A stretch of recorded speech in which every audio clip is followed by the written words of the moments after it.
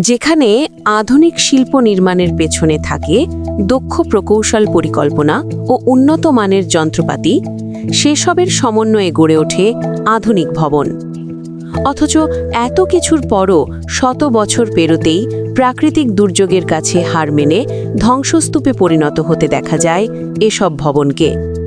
অন্যদিকে বর্তমান বিজ্ঞানকে যেন চ্যালেঞ্জ ছুড়ে দিয়ে হাজার বছর ধরে মাথা উঁচু করে দাঁড়িয়ে আছে প্রাচীনকালের স্থাপনাগুলো।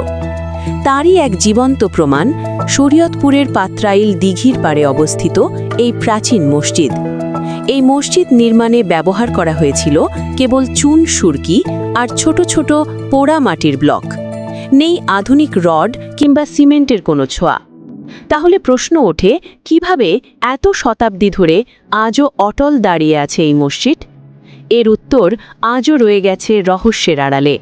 আর সেই রহস্যের সন্ধান পেতে, মসজিদের অপরূপ সৌন্দর্য উপভোগ করতে প্রতিদিন দূর দূরান্ত থেকে ছুটে আসছেন হাজারো দর্শনার্থী।